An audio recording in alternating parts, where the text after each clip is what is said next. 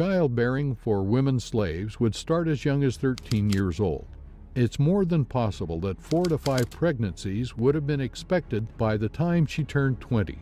Vulnerabilities faced by enslaved women in a system expecting breeding from them were multiple. It was not beneath this slave market of the 19th century America to sell women slaves during pregnancy. Many would contend that the life of a female slave in America would have been a cycle of rape, pregnancy, and uncared-for birth, recovery over a matter of just weeks before pregnancy was expected again.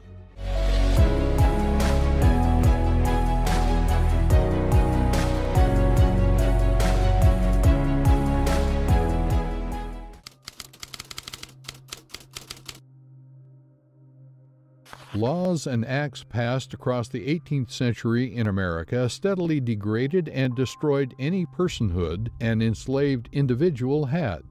This process most pointedly took the enslaved from personhood to thinghood, leaving all rights belonging to the owner of the slave and not the person in slavery. As this ideology and culturizing took hold, the sale and purchasing of slaves became accepted, with no objection from American society or its people. There is little altruism to be found in the action of prohibiting slave importation to the United States. The key players in the politics of formative America at the time show us this. President Thomas Jefferson was a renowned slaver, siring 6 children with the woman he owned, Sally Hemings, and Virginia native, well aware of the economic backbone slavery was to the South. Far from the end of importing slaves creating the spark to fire up abolition, the decrease of external slave supplies meant the value of domestic slaves would rise. People had become products along with being the means of production. Virginia, Jefferson's state, would become the leading state in the production of slaves. Over time, the sale of slaves became its leading export product, even above tobacco.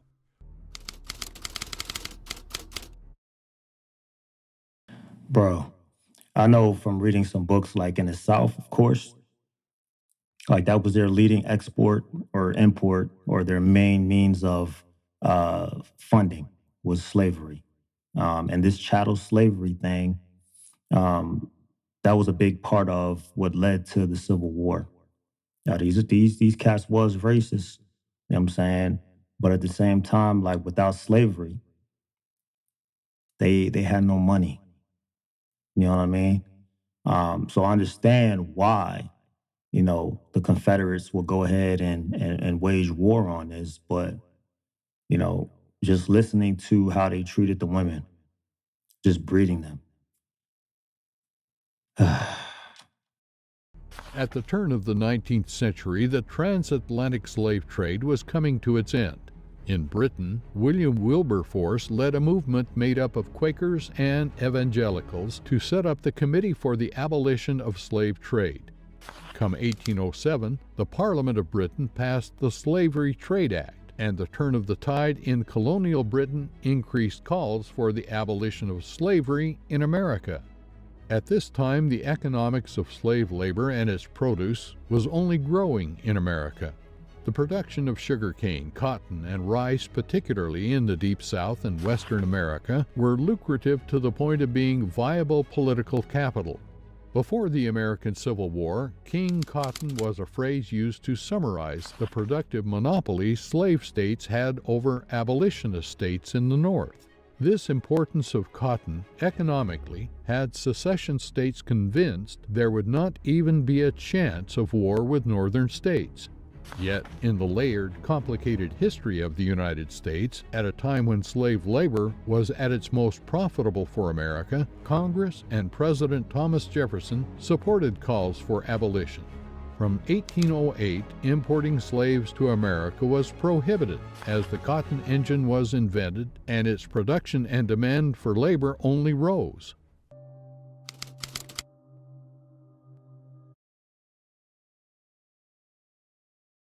So we're talking about America here, but we also got to remember that there were also Africans in Northern Africa and other places that were still being enslaved by Arabs. You know what I'm saying? And the Arab slave trade went on a bit longer, if not a while longer, than the American slave trade when that happened. So it's good to kind of put this in perspective. Is yeah, we talking about America, feel me? But at the same time, in different places, you know what I'm saying? It was still going on, and it was lucrative in those areas as well. The 1808 Prohibition Act served as a great protection to the internal slave market, and slave owners doubled down. Quite chillingly, slave owners referred to breeding as a natural increase, despite the clear management and collective efforts that went into it.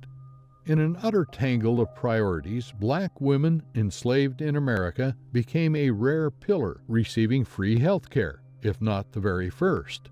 As termed by Ned and Constance Sublettet in their book The American Slave Coast, the enslaved woman's womb became capitalized. Fertility and its safeguarding became of the utmost importance to those in the slave trade.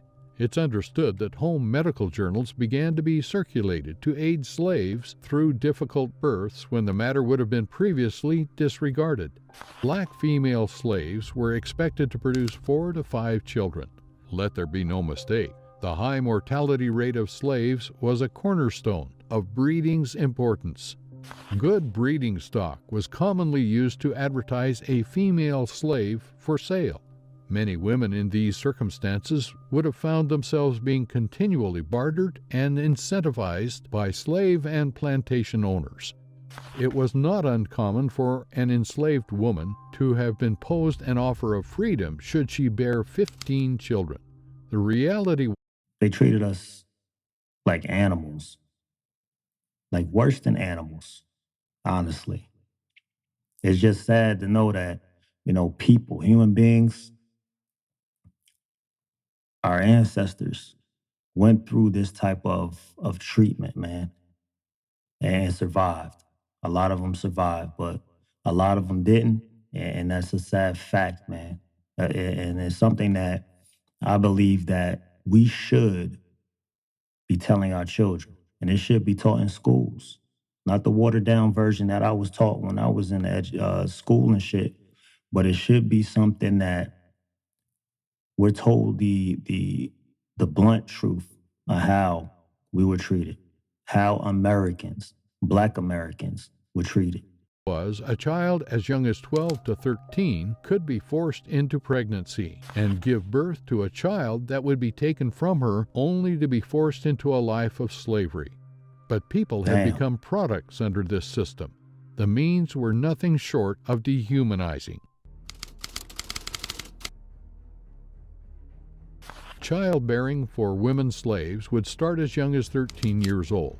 It's more than possible that 4 to 5 pregnancies would have been expected by the time she turned 20. Vulnerabilities faced by enslaved women in a system expecting breeding from them were multiple. It was not beneath this slave market of the 19th century America to sell women slaves during pregnancy. Many would contend that the life of a female slave in America would have been a cycle of rape, pregnancy, and uncared-for birth, recovery over a matter of just weeks before pregnancy was expected again. Masters and slave owners have been detailed in numerous accounts as fathering slaves themselves. With no rights and a legal blockage to any form of personhood, this system forcing children out of women can only constitute rape. Breeding farms held the inequality of white owners being legally protected while their black counterparts had none. Sexual abuse would only be considered one way. Slave. Bro, you know that's happening. The abuse, I mean, it was their property according to the law, right? So they was gonna do whatever they was gonna do. That's crazy. I even heard there were the slave masters would even be sexually assaulting their male slaves as well. I mean, Accounts reveal that it was commonplace for slave owners to be intrusive in the sex lives of their property. Arranged marriages and forced mating were part of the breeding culture that started in slavery. With people regarded as chattel, the conditions of their breeding mirrored that of animals. Slave testimony includes the reference to stockmen. Stockmen were male slaves brought to farms to impregnate female slaves of their given owners. This importing of bucks became a theme throughout breeding. Slave owners looked to produce as many slaves capable of the hard physical labor of working fields. There is a famous study by economist Richard Stooch examining the farms of Virginia in 1860. Stunningly, the ratio of female to male slaves was around 2 to 1. The study found in total that the amount of females outnumbering males was as many as 300,000. This would have solely been for the lucrative domestic breeding industry. The inherent racist ideology rooting slavery in America meant slave owners forcing their will on their slaves would have been thought righteous by many. Along with blindness to the systematic rape of the breeding farms, white owners felt their will would have been preferable to that of black slaves. House slaves faced the most danger of being victims of their master's rape. A consequence of this would be many childbearing slaves would shield their children from their master's wife for fear of revealing the father. The account of Harriet Jacobs, a house slave in North Carolina, attested that her master fathered as many as 11 slaves. Damn. It's crazy, bro. None of this factory breeding and abuse was for anything other than the reinforcement and strengthening of profit. Accounts include those in the slave trade remarking at the profitability of their breeding farms. A Virginia slave trader declared that the use of enforced breeding policies had brought him 6,000 slave children to sell over a calendar year. Thomas Jefferson is alleged to have boasted that Virginia's capital raised 4% every year through the birth of black children. Once people were considered to be property, the money made from the industry developed and furthered. By the mid-1800s, the South's slave trade has been estimated as worth around $4 billion. This utterly dwarfs the national income in gold and silver, overall currency, and even southern farmland. The slavers had made slaves more valuable than they ever could have thought possible. Most shockingly, the slave trade over the opening decades of the 1800s took slaves from property to securities. The humanist side of taking people's personhood and reducing them to property has long been outlined in the history books. The legal side of turning people into property has been less explored, quite possibly for its stomach-turning consequence. Slave owners of the 1830s wanted more capital in their states and realized a way to do it through the lack of legal status any slave had, by mortgaging them. Banks were set up in informative southern states including Louisiana and Mississippi, where slaves were mortgaged as properties to the banks. Damn, son. That was really treating them like property and shit. Mortgaging them? Let me tell you something, man. Like, these people had it hard. You understand? Harder than hard. I mean, and I can understand the frustration with a lot of people. Like nowadays, they still have that deep hatred. Like, and but some of them cats, they be talking about the past as if they lived in that shit. You know what I'm saying? And me personally, I mean, I never lived it. I never experienced it. You know what I'm saying? I'll do my due diligence and find out what happened. And I respect what they went through as far as the struggle. Throughout all this happening, they maintained however they were able to maintain and survive.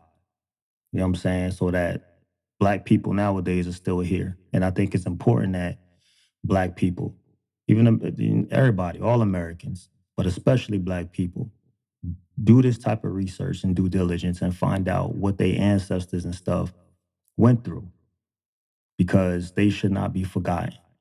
In my personal opinion, they should not be forgotten, man. This struggle continues even nowadays. And it's our responsibility. It's our responsibility to remember it and to continue passing it along. You know what I'm saying? These mortgages were repackaged into bonds that could be sold globally. This meant many over the world where slavery had been outlawed were profiting from bonds backed by their value.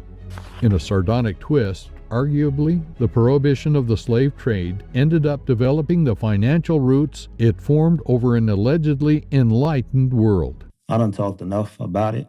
However, I did know about the breeding farms and the stockmen and all that, but it's just something that we got to keep rehashing. We got to keep, digging, because a lot of these videos, a lot of the books, a lot of the stuff that we kind of research and look at, they don't tell us the whole stories. We have to go to a bunch of different sources to figure out what the hell happened, put everything in context, analyze everything, based on what we see as facts. That we remember what our ancestors went through and that it was not all in vain. You know what I'm saying? That today, in the life that we live right now, that we do as much as possible to help realize, the dreams of our ancestors.